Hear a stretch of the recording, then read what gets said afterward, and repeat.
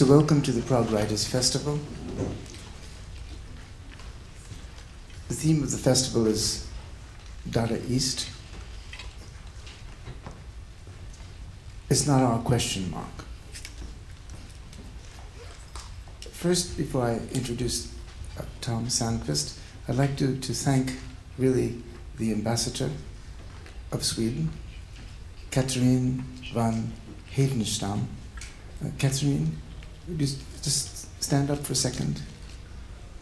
Thank you very much. She's on our side, and we're on her side. Very simply, I walked into a bookshop. I saw a book. It was Dada East, the Romanians of Cabaret Voltaire. I picked it up, I read the book. It's a fascinating book, fascinating book. So we changed the idea of the festival to the idea of Dada East because of this book. So books are tremendously important. And I had the pleasure to visit Tom Sandquist in Sweden at his home and talk about this. I visited the Cabaret Voltaire in Zurich, where the exhibition Dada East, with a question mark, Romanians of Cabaret Voltaire, was taking place. We brought this to Prague. So as part of this conversation, please visit the Gallery Schmetsky until the 24th of June. The exhibition is there. And part of the exhibition is the lost art of Czech Dada. We're looking for Dada here, and we found it. You'll hear more about that later with Ludwig Kundera and Miloslav Topinka. Very simply, there's lots of biographical information around. I want to assure you that Tom is a professor, and we owe a great deal to him. So, Tom Sandquist, Dada East. Thank you, Michael. First of all, I would like to thank Michael and the other organizers for being here. Hopefully you hear me also. And secondly, I would like to apologize for, because in fact I should have a computer in front of me. So I will have to turn my head to look what I'm showing you. I think the book Dada East, which subtitle is Romanians of Cabaret Voltaire, it's a kind of a detective story. In my previous book on Dada, which was published in 1998, I did exactly what all other international scholars have done. I dutifully noted that both Tristan Tzara and the three Janko brothers, Marcel, Schulze, and George Janko, were born and grew up in Romania, and that they had participated in pre-Dadaist activities in Bucharest already some years before they moved to Zurich. Like all other scholars engaged in Dada, I did not reflect more closely upon the implications of their Romanian background. But eventually, I got curious, like all scholars should be, and went to Bucharest myself. And this was a long and adventurous journey. Actually, this journey is still going on.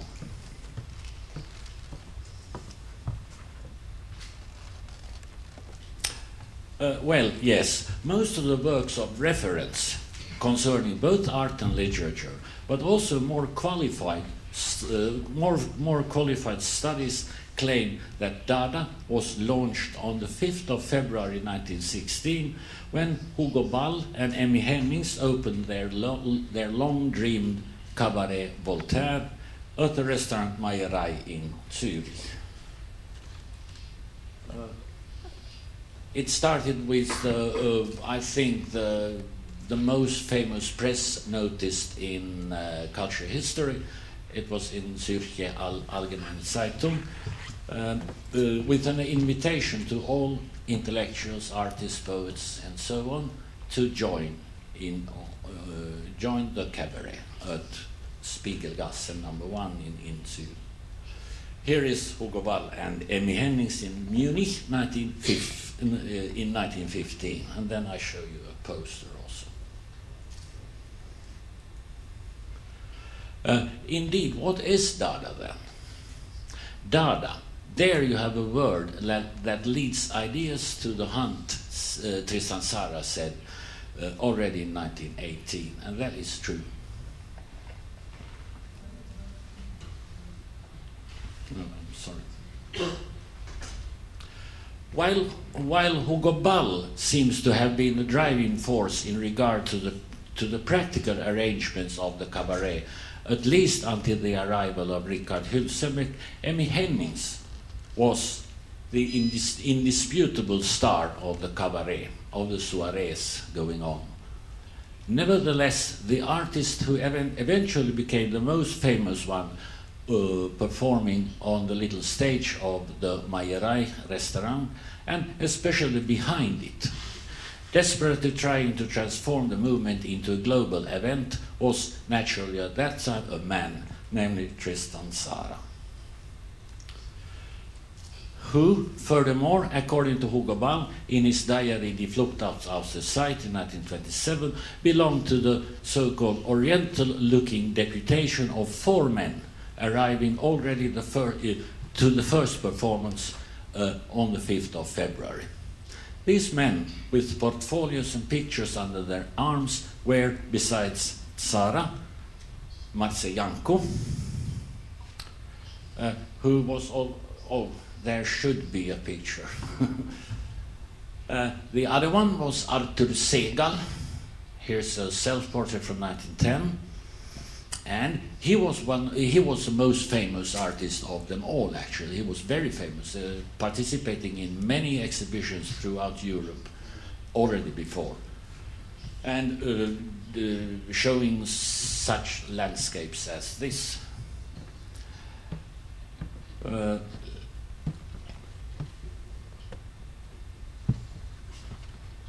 All of them, as I already said, born and grown up in Romania. In fact, Tristan Tzara was already at the occasion a full-fledged Romanian poet.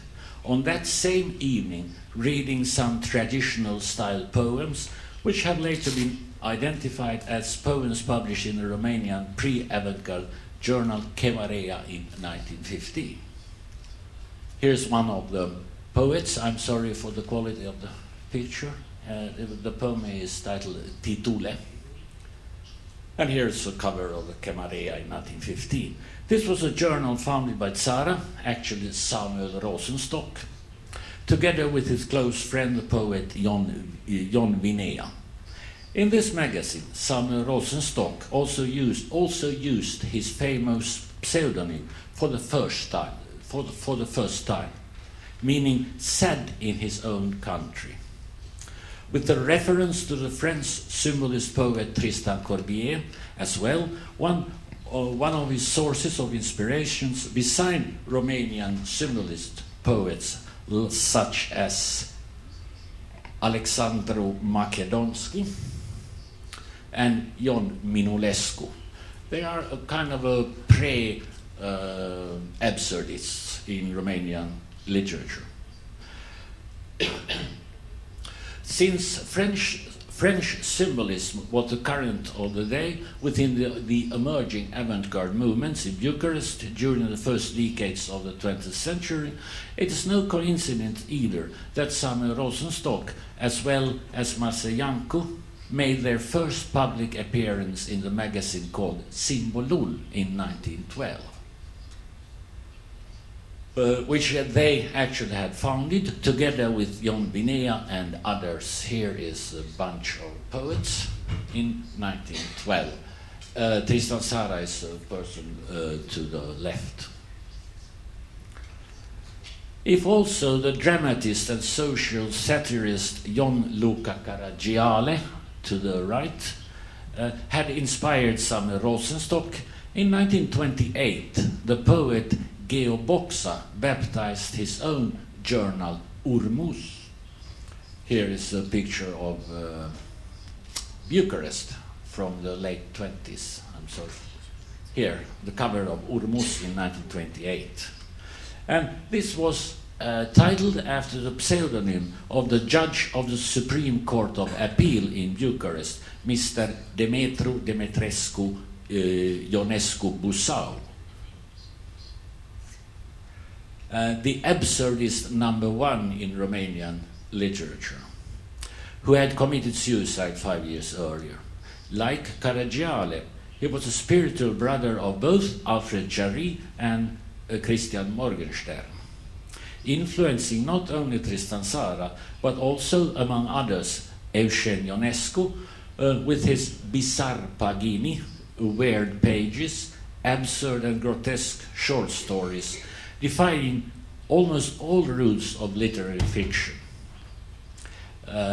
depicting a world characterized by black humor, morbid fantasies, and logical somersaults. And if Urmus is more or less unknown among scholars in the West, we were also taught that Marinetti's first Futurist Manifesto was for the first time published in Le Figaro in 1909, which is of course true. But equally true is the fact that this manifesto was published the very same day, that is the 20th of February 1909, in the Romanian newspaper Democrația, published in Craiova, a publication which was only a few days later followed in several other Romanian daily newspapers and magazines, making futurism widely known and discussed by Romanian writers, artists, and other intellectuals all over the country. Consequently, if Hugo Ball, for instance, got acquainted with futurism not before 1914, Marinetti had already for 5 years been recognized in Romania as a true standard bearer of the latest trends in contemporary art and literature. Furthermore, besides the indirect impact of Urmus and Italian futurism, Tristan Tzara and the other Romanian-born Dadaists cannot have been uninfluenced by another absurd trait in Romanian culture, namely the frequently strong fantastic undercurrent in Romanian popular culture and folklore. For instance, referring to the richly colored and mostly grotesque costumes made by Marseillancu, which were used by the Dadaists in Zurich. Here is Hugo Ball in his famous bishop's costume. We are reminded of not only the fanciful costumes used in the popular Colinde plays, masks by Marseillancu, and here is a scene from a Colinde play. The Colinde plays performed by peasant youth in the Romanian villages round about Christmas, with corresponding festivals also elsewhere in Central and Eastern Europe. But also, we are also reminded of another kind of mask and costumes belonging to an almost totally different tradition, much closer to the Romanian Dadaists' own biographical origin and heavily mixed cultural belonging. One way of exploring these by scholars totally neglected connections is actually provided by many of the numerous definitions of Dada offered by the Dadaists themselves.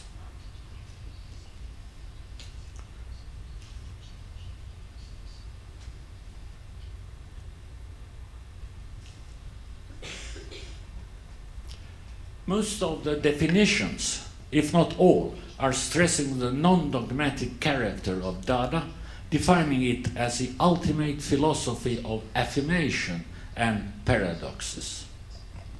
Well, Tzara had already in his manifesto of 1918, which is the most famous one, explained that, as I said, that there you have a word that leads ideas to the hunt.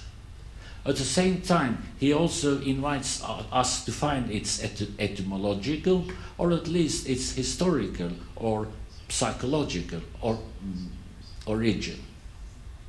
According to Hugo Ball, the word means in French, hobby horse, in German, goodbye, I don't mind, see you again, and see you again another time. In Romanian, it means, of course, yes, yes, you're right, Dada. Most of the members of the group in Zurich agree upon that it was actually Tristan Tzara who found the word. Hans Arp is even able to point at the exact date and time. That was the 8th of February at 6 o'clock at the Café de la Terrasse in Zurich, 1916. According to Marseillanco, Tristan Tzara found the word by chance in La Rousse, meaning a kind of a hobby horse for children. According to a theory introduced in 1985, the word refers to those soap products.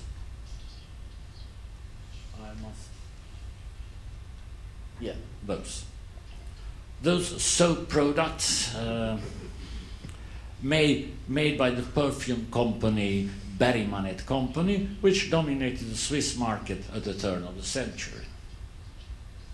But as the Dadaists themselves already recognized, Dada is a very much common expression in Romania, meaning, as already said, yes, yes, Dada. And bearing in mind the up to now scandalously neglected fact that both the Janko brothers, Schütz, Jos and Marcel, Artur Segal and Tristan Tzara were born and grown up in Romania, it would be wrong not to take a closer look at the possible Romanian links, also when it comes to the term Dada itself. Surprisingly enough, we find a possible answer to the question of the origin and the meaning, which could put an end to all other speculations when we discover that the Romanian Orthodox Church celebrates not only one, but actually two saints Dada,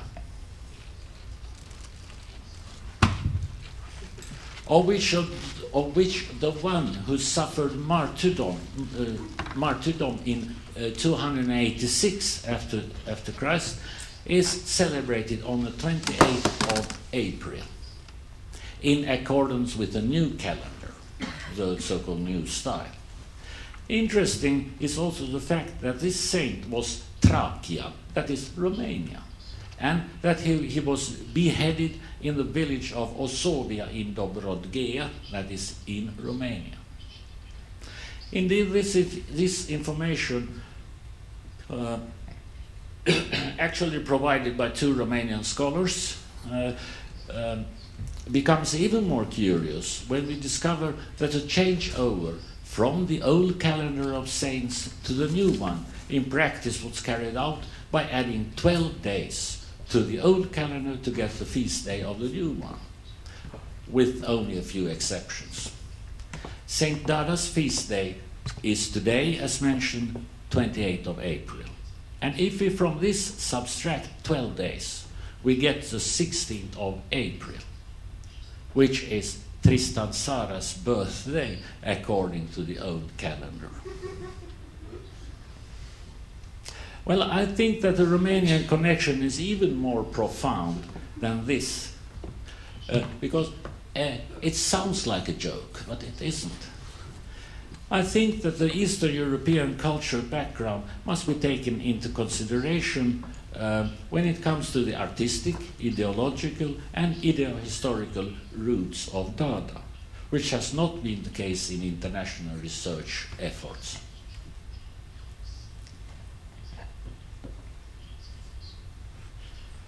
And as already Hans Arp said, Dada var da before Dada da var.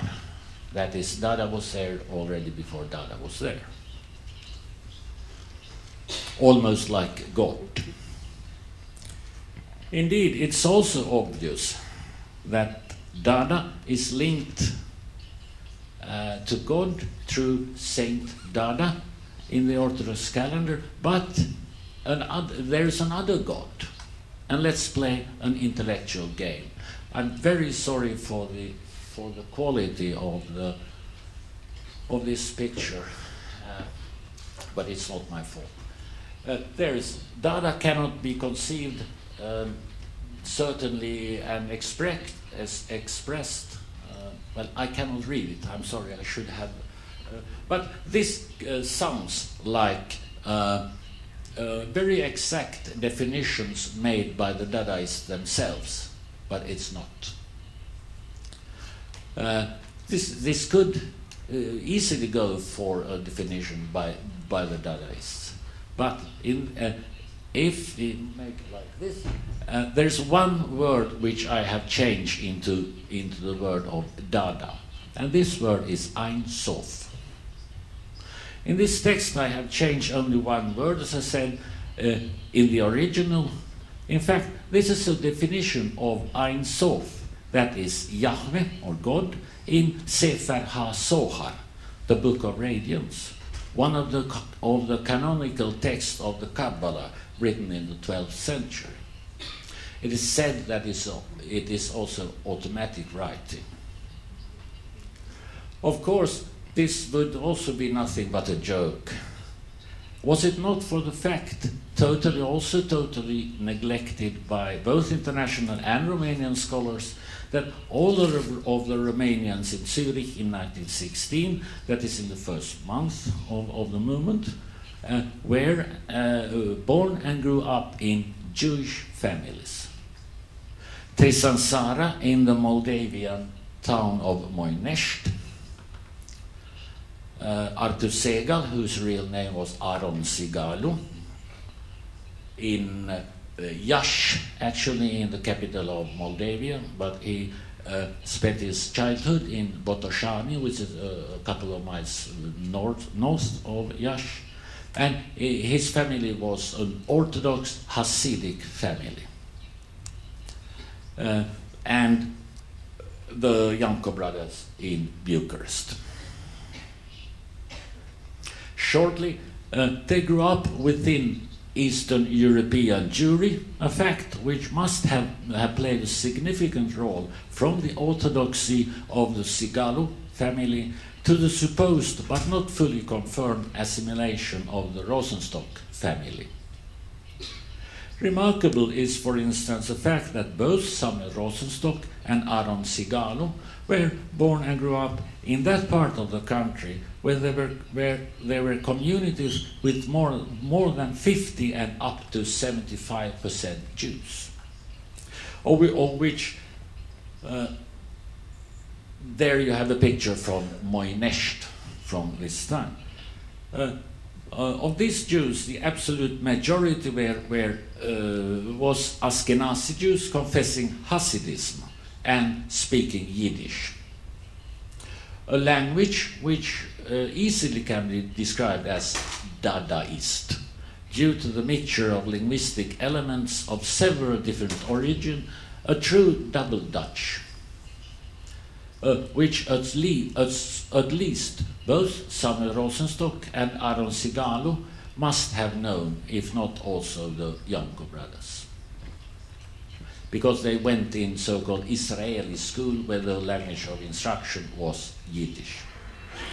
The Romanian Dadaists must of course also have been acquainted with the many Jewish wandering theater companies playing their so-called absurd, noisy plays by, for instance, Avram Goldfaden, the founder of the first professional Yiddish theater in Romania in Iași in 1876. We, of course, also are reminded of the Purim festivals. Here we have a mask made by Janko, and here we have a mask used in the Yiddish theater. The Hasidic prayers and song tradition as well must have been tempting for the future Romanian Dadaists to transform them into Dada performances. The prayers were combined with wild movements of the body, aiming to turn oneself upside down, so to speak, a way to cling to God, Devekuk. And these were interfoliated by endless repetitions of words and phrases more or less emptified of referential meaning, nullifying the ego and thus remaining of young Rosenstock, dreaming of becoming as impersonal as possible.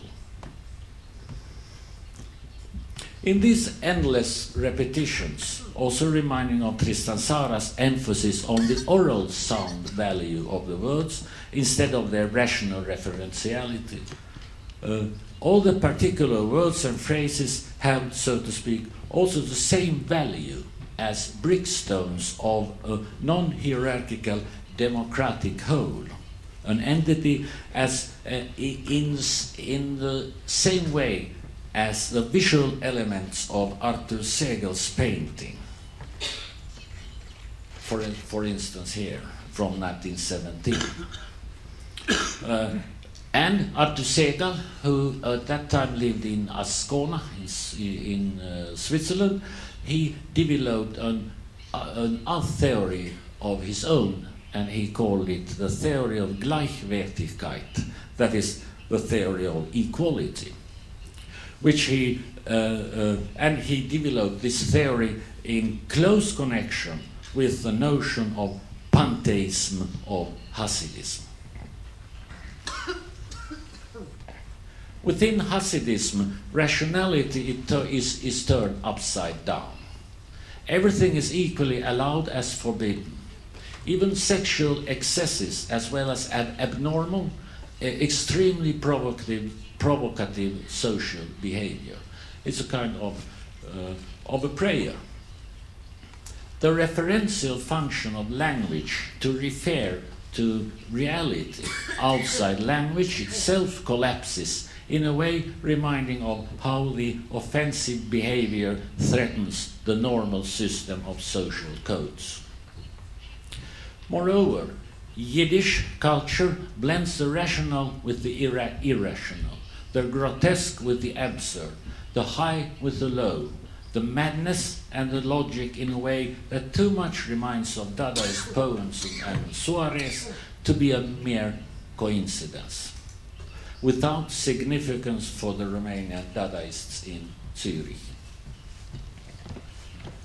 Like Tristan Tzara says, logic is always wrong. I hate objectivity. I hate common sense. It has also been said and proved that the Yiddish land from the Baltic Sea to the Black Sea was defined by a unique ability to recognize the logic of madness and to transform the logical into the absurd. The lie and the truth lived so close to each other that the relationship with the absurd couldn't be experienced as something more problematic than reality itself. That could be Kafka also. Logic is always wrong. Oh, I'm sorry. Doesn't this look like a Dada poem? Many are the witnesses as well that at the core of Eastern European Jewry there was a specific doubleness caused by assimilation, and at the same time a particular striving to maintain a specific otherness in relation to surrounding cultures. Consequently, there was a kind of a collage of mutual conflicting signals, messages, narratives, ideas and thoughts held together by the understanding of the fact that the paradox is the quintessence of life.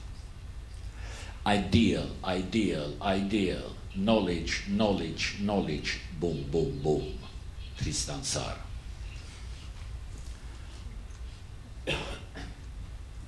Why did Tristan Tzara, for instance, so effectively hide his Jewish background, but not his Romanian one?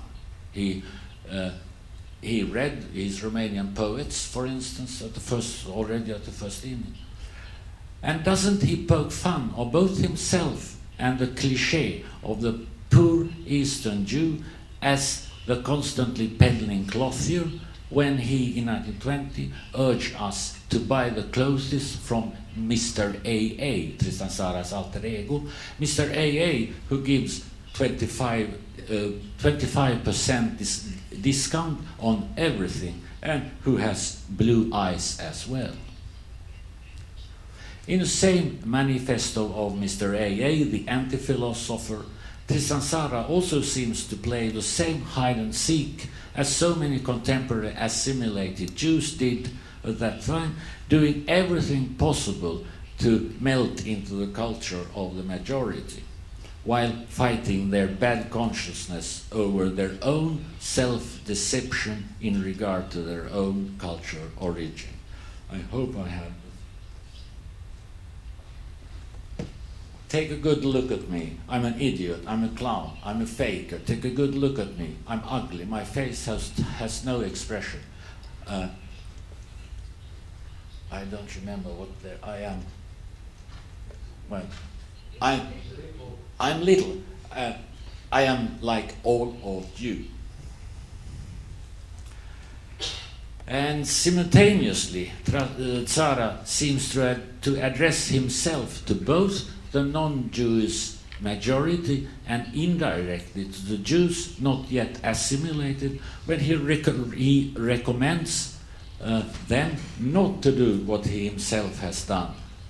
At the same time, he seems to reveal his own strategy of hiding his real identity. Stop looking, no more looks. I do the opposite of what I suggest to others. Assimilation in strongly anti-Semitic Romania was no easy matter. If Samuel Rosenstock was sad in his own country and chose name change as a ticket for integration, which has been suggested recently, there is one more remarkable circumstance connected with his Jewish origin, namely the fact that the Yiddish word tzure means misery or trouble, and that this same word in Hebrew is pronounced tzara. Thank you.